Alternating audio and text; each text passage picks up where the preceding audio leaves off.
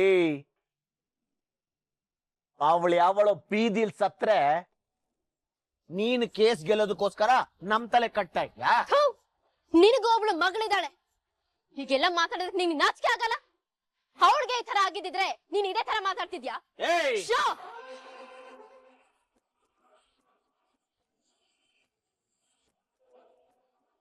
ನಿನ್ ಮಗಳ ಬಗ್ಗೆ ಹೇಳಿದ ತಕ್ಷಣ ನಿನಗೆ ಕಣ್ಣು ಕಿತ್ಬಂದಾಗಾಯ್ತಲ್ವಾ? ಅದೇ ಸಂಧ್ಯಾ ವಿಷಯಕ್ಕೆ ಬಂದ್ರೆ ಅವಳು ಬೀದಿ ಹೆಣ. Bhargavi, this is too much.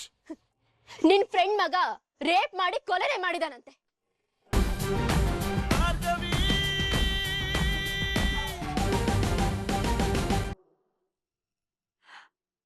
Wow Charan, ಎಷ್ಟು ಚೆನ್ನಾಗಿ ಕಾಣಿಸ್ತಾ ಇದೆಯಾ. Nice combination. ನಾನು ಹೊಸ ಕಾಂಬಿನೇಷನ್ ಟ್ರೈ ಮಾಡಿದೆ, ಚೆನ್ನಾಗಿದ್ಯಾ? ನಿತ್ಕೋ, ಕೇಳ್ತಿದ್ದೀನಿ ತಾನೆ, ಉತ್ತರ ಕೊಡು. ನೋಡು ಬೃಂದ, ಸುಮ್ನೆ ಜಗಳ ಬೇಡ, ದಾರಿ ಬಿಡು. ಸರಿ ಹೋಗ್ಲಿ, ನನ್ನ ಜೊತೆ ಜಗಳನಾದ್ರೂ ಆಡು, ಆದ್ರೆ ದಯವಿಟ್ಟು ನನ್ನ ಜೊತೆ ಮಾತಾಡು. ಹೀಗಾದ್ರೂ ಟೈಮ್ ಸ್ಪೆಂಡ್ ಮಾಡ್ದಂಗ ಆಗತ್ತೆ. ಹೋಗ್ಲಿ ಬಿಡು, ಆಯ್ತು. ಎನಿವೆ ಕೇಸ್ ಮುಗ್ದಿದ್ಯಲ್ಲ, ಎಲ್ಲಾದ್ರೂ ಹನಿಮೂನ್ಗೆ ಹೋಗೋಣ. ಪ್ಯಾರಿಸ್, ಬಾಲಿ, ನೀನು ಎಲ್ಲಿ ಹೇಳ್ತೀಯೋ ಅಲ್ಲಿಗೆ ಹೋಗೋಣ. ಸ್ವಲ್ಪ ಮೈಂಡ್ ರಿಫ್ರೆಶ್ ಆಗತ್ತೆ. ನೀನೊಂದು ಮೃಗ, ಮನುಷ್ಯತ್ವನೇ ಇಲ್ಲ ಅನ್ನೋದನ್ನ ಪದೇ ಪದೇ ಯಾಕೆ ಪ್ರೂವ್ ಮಾಡ್ಕೊಳ್ತೀಯ? ನಾನೇನ್ ಮಾಡ್ದೆ? ನೀನೇನ್ ಮಾಡಿದ್ಯಾ ಅಂತ ನಿನಗೆ ಗೊತ್ತಿಲ್ವಾ? ಸಂಧ್ಯಾ ಜೀವ ತೆಗೆದು ಅವಳ ಸಮಾಧಿ ಮೇಲೆ ನೀನ್ ಸಂಸಾರ ಕಟ್ಕೊಳಕ್ ಹೋಗಿದ್ಯಾ? ನಾಚಿಕೆ ಆಗಲ್ವಾ ನಿನ್ಗೆ?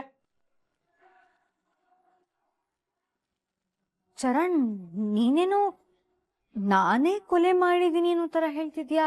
ಮಾಡಿದ್ಯೋ ಮಾಡ್ಸಿದ್ಯೋ ಗೊತ್ತಿಲ್ಲ, ಆದ್ರೆ ಆ ಹುಡುಗಿ ಜೀವನನೇ ಹಾಳು ಮಾಡಿ ಅವಳ ಜೀವನೇ ತೆಗೆದ್ಬಿಟ್ಟಲ್ಲೇ. ನಾನ್ ಏನೂ ಮಾಡಿಲ್ಲ ಚರಣ್.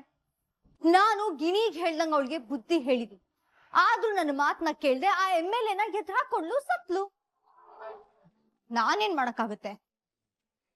ಅವಳು ಕೊಲೆಗೂ ನನಗೂ ಯಾವುದೇ ರೀತಿ ಸಂಬಂಧ ಇಲ್ಲ. ದಯವಿಟ್ಟು ದಯವಿಟ್ಟು ನನ್ನ ದೂರ ತಳ್ಬೇಡ ಚರಣ್. ದೂರ ತಳ್ಳೋದಕ್ಕೆ ನೀನ್ ಯಾವತ್ತೂ ನನ್ನ ಹತ್ರನೇ ಸೇರ್ಕೊಂಡಿಲ್ಲ. ಕಟ್ಟಿರೋ ತಾಳಿಗೆ ಹೆಂಡತಿ ಪಟ್ಟ ಸಿಕ್ಕಿದೆ ಹೊರ್ತು ನಿನಗೆ ನನ್ನ ಮನ್ಸಲ್ಲಿ ಜಾಗ ಸಿಕ್ಕಿಲ್ಲ. ಯಾವತ್ತು ನಿನ್ ಮೇಲೆ ನನಗೆ ಪ್ರೀತಿನೂ ಹುಟ್ಟೋದಿಲ್ಲ. ಯಾಕ್ ಚರಣ್, ಯಾಕೆ ನಿನಗೆ ನನ್ನ ಮೇಲೆ ಇಷ್ಟೊಂದು ದ್ವೇಷ? ಉಳಿದಿದ್ದೆಲ್ಲ ಅರ್ಥ ಆಗೋ ನಿನಗೆ? ನನ್ನ ಪ್ರೀತಿ ಯಾಕೆ ಅರ್ಥ ಆಗಲ್ಲ ನಿನಗೆ? ನನ್ನ ನಿನ್ನ ದೂರ ಮಾಡಕ್ಕೆ ಇಡೀ ಫ್ಯಾಮಿಲಿ ಕಾಯ್ಕೊಂಡು ಕೂತಿದ್ರು. ಯಾವ್ದಕ್ಕೂ ಹೆದರ್ದೆ ನನ್ನ ನಿನ್ನ ಮದ್ವೆನ ಉಳಿಸ್ಕೊಳ್ಳೋದಕ್ಕೆ ಇಷ್ಟೆಲ್ಲ ಹೋರಾಡ್ತಾ ಇದ್ದೀನಿ. JP ಪಾಟೀಲ್ ಒಬ್ರು ಲಾಯರ್ ಅಂತಲ್ಲ, ನನ್ನ ಮಾವ ಅಂತ ಅವ್ರಿಗೆ ಸಪೋರ್ಟ್ ಮಾಡ್ದೆ. ಸ್ವಂತ ತಂದೆ, ತಾಯಿ, ತಂಗಿ ಎಲ್ಲನೂ ಎದುರು ಹಾಕೊಂಡೆ. ಎಲ್ಲ ಅಂತಿದ್ದನ್ನ, ಅವಮಾನ ಮಾಡಿದ್ದನ್ನ ಎಲ್ಲಾನು ಸಹಿಸ್ಕೊಂಡು ಸುಮ್ಮನೆ ಇದ್ದೀನಿ. ಇಷ್ಟೆಲ್ಲ ಸಹಿಸ್ಕೊತಿರೋದು ಯಾರಿಗೋಸ್ಕರ ಹೇಳು? ಯಾರಿಗೋಸ್ಕರ ಹೇಳು? ನಿನಗೋಸ್ಕರ, ನಿನ್ನ ಪ್ರೀತಿಗೋಸ್ಕರ. ಹೌದು, ನನಗೆ ದುಡ್ಡಿನ ಆಸೆ ಇದೆ, ಒಪ್ಕೋತೀನಿ. ನನ್ನ ಮದ್ವೆ ಆದ ಕ್ಷಣದಿಂದ ನಿನ್ ಪ್ರೀತಿಗೂ ಅಷ್ಟೇ ಆಸೆ ಇದೆ ಚರಣ್. ಏಯ್, ಅವಳು ಯಾವಳೋ ಬೀದಿಲ್ ಸತ್ರೆ ನೀನು ಕೇಸ್ ಗೆಲ್ಲೋದಕ್ಕೋಸ್ಕರ ನಮ್ ತಲೆ ಕಟ್ತಾ ಇದ್ಯಾ? ನಿನಗೂ ಒಬ್ಳು ಮಗಳಿದ್ದಾಳೆ, ಹೀಗೆಲ್ಲ ಮಾತಾಡಿದ್ರೆ ನಿಂಗೆ ನಾಚಿಕೆ ಆಗಲ್ಲ? ಅವಳಿಗೆ ಈ ತರ ಆಗಿದ್ದಿದ್ರೆ ನೀನ್ ಇದೇ ತರ ಮಾತಾಡ್ತಿದ್ಯಾ?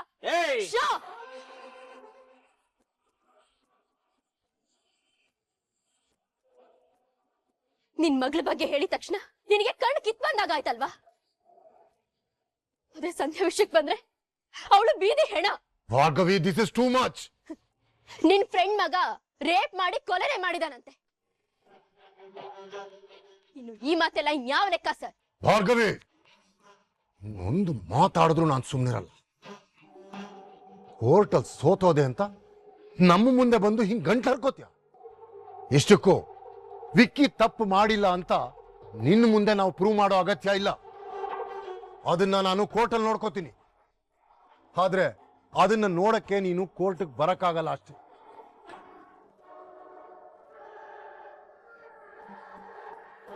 ಯಾಕೆ ಸುಮ್ಮನೆ ನಿಂತ್ಬಿಟ್ಟೆ? ಜ್ಞಾಪಕ ಇಲ್ವಾ? ನೀನೇ ಹೇಳಿದ್ದೆ ಕೇಸ್ ಸೋತ್ರೆ ಮತ್ತೆ ಕೋರ್ಟ್ ಕಡೆ ಕಾಲಿಡಲ್ಲ ಅಂತ.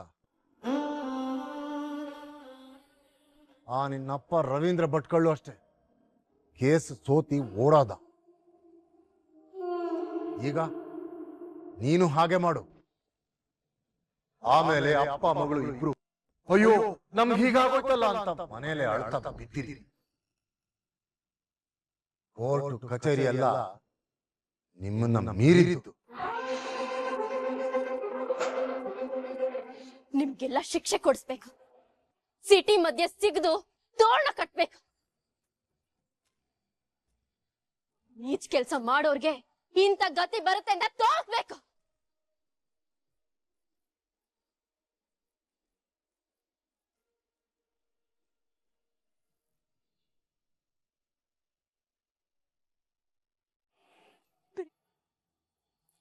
ಅವಳಿಗೆ ಎಷ್ಟು ಸೊಕ್ಕು ಜೆಪಿ. ಅವ್ರಪ್ಪ ಸೋತು ಮನೇಲಿ ಕೂತಿದ್ದಾನೆ, ಕೋರ್ಟ್ಗೆ ಬರಬಾರ್ದು, ಮುಖ ತೋರಿಸ್ದಿರಕ್ಕಾಗ್ದಿರಕ್ಕೆ ಓಡ್ ಹೋಗಿದ್ದಾನೆ. ಆದ್ರೆ ಇವಳು ನಮ್ಮ ಹತ್ರನೇ ಪಗುರು ತೋರಿಸ್. ವಾರಕ್ಕೊಂದ್ಸಲಿ ಬಂದು ನಮ್ಮ ಮನೆ ಮುಂದೆ ಕೂಗಾಡಕ್ಕಿದ್ದೀನಿ. ಏನ್ MLA ಮನೆ ಅನ್ಕೊಂಡಿದ್ದಾಳ ಅಥವಾ ಬೀದಿ ಅನ್ಕೊಳ್ಳೋದಕ್ಕೆ ಸ್ಟ್ರೈಕ್ ಮಾಡಕ್ಕೆ? ಬಿಡಬಾರ್ದು ಜೆಪಿ, ಬಿಡಬಾರ್ದು ಇವಳನ್ನ. ಏನಾದ್ರೂ ಮಾಡ್ಲೇಬೇಕು. ಖಂಡಿತ ಬಿಡಬಾರದು ಶಕ್ತಿ. ಆದ್ರೆ ಏನೇ ಮಾಡಿದ್ರು ತಾಳ್ಮೆಯಿಂದ ಮಾಡೋಣ ಅಂತ ಹೇಳಿದೆ ಅಷ್ಟೇ.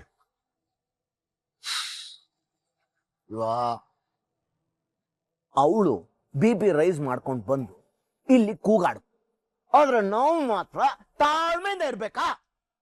ಹಾಗಲ್ಲ ಶಕ್ತಿ, ಇದು ಸಂಧ್ಯನ್ ಕೇಸಿಗೆ ಸಂಬಂಧಪಟ್ಟಿದ್ದು. ಹಾಗಾಗಿ ಹುಷಾರಾಗಿರೋಣ ಅಂತಂದೆ ಅಷ್ಟೇ. ಅವಳು ಮುಗ್ದು ಹೋಗಿರೋ ಮನೆ ಕೆಲಸದವಳು ಜೆಪಿ. ಅವಳು ಇಲ್ಲಿಗೆ ಹೇಗ್ ಬರ್ತಾಳೆ? ಅವಳು ಬಿದ್ದು ಹೋಗಿರೋ ಮರ, ಅವಳನ್ನೇ ನೆನ್ಸ್ಕೊಂಡು ಕೂರಕ್ಕಾಗತ್ತಾ? ಅವಳು ಬಿದ್ದೋಗಿರೋ ಮರ ಇರ್ಬೋದು ಶಕ್ತಿ, ಆದ್ರೆ ಆ ಮರದ ಬೇರು ಭಾರ್ಗವಿ. ಅದು ಗಟ್ಟಿಯಾಗಿದೆ, ಅದು ಚಿಗುರ್ತಾ ಇದೆ. ಮತ್ತೆ ಈ ವಿಷಯ ಬೆಳೆದು ಹೆಮ್ಮರ ಆಗೋ ಎಲ್ಲಾ ಲಕ್ಷಣಗಳು ಕಾಣಿಸ್ತಾ ಇದೆ. ಭಾರ್ಗವಿ ಮತ್ತೆ ಈ ಕೇಸ್ ಬೆನ್ ಹತ್ತಿ ಬರ್ತಾಳೆ ಅಂತ್ಯಾ? ಹೌದು, ಆದ್ರೆ ಭಯ ಪಡೋದು ಬೇಡ. ಆ ಕೇಸನ್ನ ಬುಡ ಸಮೇತವಾಗಿ ಕಿತ್ತೆಸೆಯೋ ಜವಾಬ್ದಾರಿನ ಜೆಪಿ, ನನಗೆ ಅದರ ಬಗ್ಗೆ ಯೋಚನೆ ಇಲ್ಲ. ನೀನಿರೋವರೆಗೂ ನನ್ನ ಕುಟುಂಬಕ್ಕೆ ಏನೂ ಆಗೋಕ್ ಬಿಡಲ್ಲ ಅನ್ನೋ ನಂಬಿಕೆ ನನಗಿದೆ. ನಮ್ಮ 15-20 ವರ್ಷದ ವಿಶ್ವಾಸದಲ್ಲಿ ನನಗೆ ಆ ನಂಬಿಕೆ ಇದೆ. ನಮ್ಮ ಸ್ನೇಹದ ಮೇಲೆ ನನಗೆ ಹೆಮ್ಮೆ ಇದೆ. ಶಕ್ತಿ, ನೀನು ನನ್ನನ್ನ ಕ್ಷಮಿಸಿದ್ಯಾ ಅನ್ಕೊಂಡಿದ್ದೀನಿ. ಅವತ್ತು ದೇವಸ್ಥಾನದಲ್ಲಿ ಆಗಿದ್ದನ್ನ ಪ್ಲೀಸ್ ಮರ್ತ್ಬಿಡು. ಜೆಪಿ, ನಾನು ಅದನ್ನ ಆವತ್ತೇ ಅಲ್ಲೇ ಮರ್ತ್ಬಿಟ್ಟು. ನನಗೆ ಅರ್ಥ ಆಯ್ತು, ಅದರಲ್ಲಿ ನಿಂದೇನು ತಪ್ಪಿಲ್ಲ. Thank you. ಹಾಗಾದ್ರೆ ನಿನ್ನ ಮಗಳನ್ನ ನನ್ನ ಮನೆ ಸೊಸೆಯಾಗಿ ಯಾವಾಗ ಕಳಿಸ್ತೀಯಾ? ಡೋಂಟ್ ವರಿ ಶಕ್ತಿ, ಈ ಸರ್ತಿ ಯಾವ ತಪ್ಪು ಆಗದೆ ಇರೋ ಹಾಗೆ ನಾನು ನೋಡ್ಕೋತೀನಿ.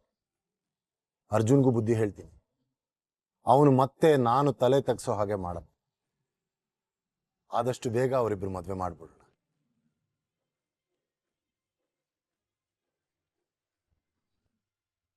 ತುಂಬಾ ದಿನ ನಮ್ಮ ಮದ್ವೆ ವಿಷಯನ ಮುಚ್ಚಿಡೋದು ಕಷ್ಟಪ್ಪ ಅಂತ.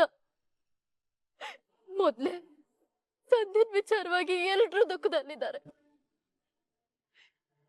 ಇನ್ನು ಈ ವಿಷಯ ಏನಾದ್ರೂ ಗೊತ್ತಾಯ್ತು ಅಂದ್ರೆ ಯಾರು ಸಹಿಸಲ್ಲ. ನೀನು ನಿಮ್ ಮನೇಲಿ ವಿಷಯ ಹೇಳು, ಆಮೇಲೆ ನಿಮ್ ಮನೆಯವ್ರು ಬಂದು ನಮ್ಮ ಮನೇಲಿ ಮಾತಾಡಿದ್ರೆ ನಮ್ಮ ಮನೆಯವ್ರು ಒಪ್ಕೊಳ್ತಾರೆ. ಅವಾಗೆಲ್ಲ ಸರಿ ಹೋಗುತ್ತೆ. ಅವರೇ ಖುಷಿಯಿಂದ ದಾರ ಎರ್ದು ಕೊಡ್ತಾರೆ.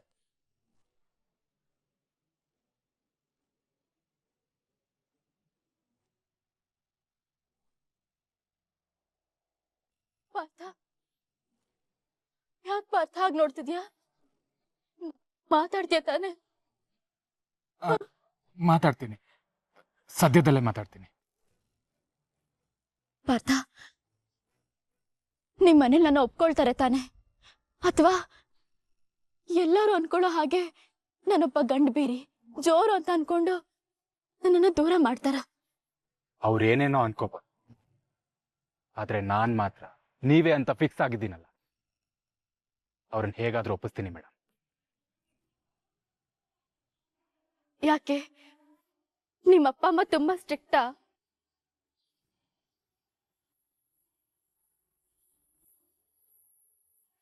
ಈಗ್ಲೇ ಹೇಳ್ಬಿಡ್ಲಾ? ಬೇಡ ಬೇಡ, ಮನು ಹೇಳ್ದಾಗೆ ಇವ್ರು ಮತ್ತೆ ಸಿಟ್ ಮಾಡ್ಕೊಂಡ್ ಬಿಟ್ಟು ಹೋದ್ರೆ ಕಷ್ಟ. ನಿಧಾನವಾಗಿ ಹೇಳಿ ಅರ್ಥ ಮಾಡಿಸ್ತೀನಿ. ನಿಮ್ಮಪ್ಪ ಅಮ್ಮ ಸ್ಟ್ರಿಕ್ಟ್ ಇದಾರ? ಪರವಾಗಿಲ್ಲ ಬಿಡು.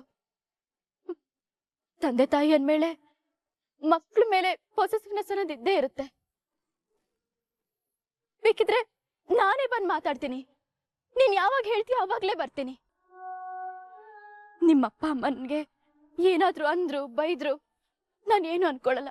ನಂದೇ ಅಪ್ಪ ಅಮ್ಮ ಅಂತ ಅನ್ಕೊಳ್ತೀನಿ. ನೀನೇನು ತಲೆ ಕೆಡ್ಸ್ಕೋಬೇಡ ಪಾರ್ಥ. ನಿಜ ವಿಷಯ ಗೊತ್ತಾದ್ಮೇಲೋ ಹೀಗೆ ಇದ್ರೆ ಸಾಕು.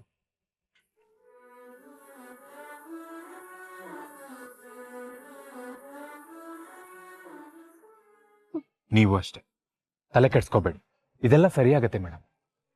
ಧೈರ್ಯವಾಗಿರಿ.